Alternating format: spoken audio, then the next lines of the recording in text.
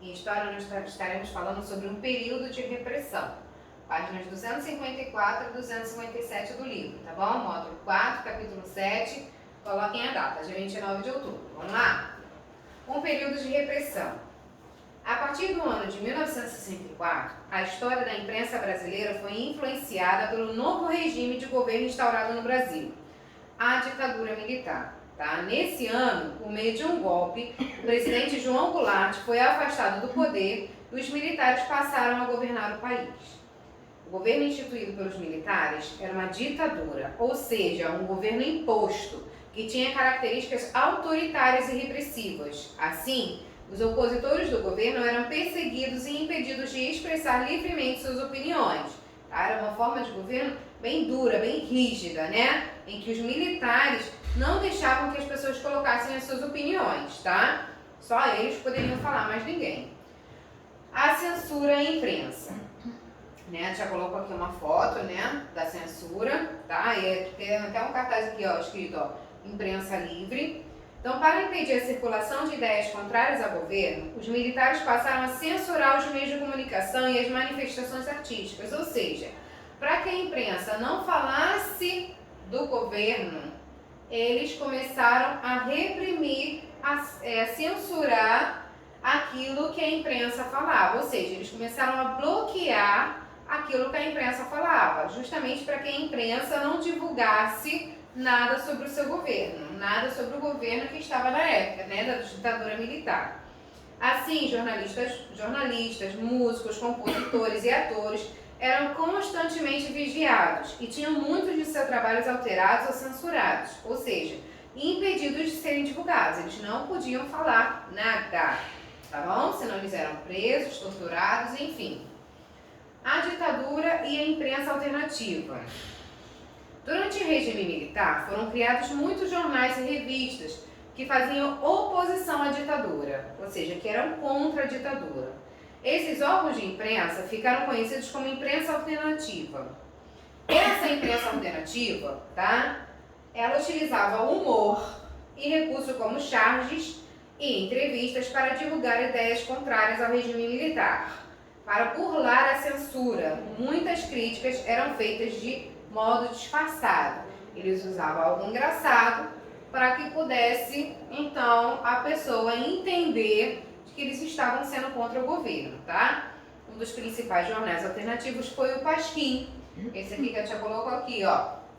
Tá? Criado em 1969, tá?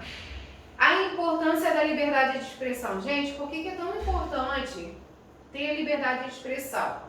Né? Porque ali você coloca aquilo que você quer falar, aquilo que você está insatisfeito, aquilo que você quer reclamar, né? Que você precisa, tá? Então é importante a gente ter liberdade de expressão, de a gente saber o que está acontecendo no nosso país, né? Vocês já pararam para pensar da importância da liberdade de expressão? Né? Viver em uma sociedade em que algo é proibido é muito ruim, né? Pois perdemos o direito de emitir a nossa opinião, o nosso direito, o nosso ouvir, de ser ouvido, né? Tá bom?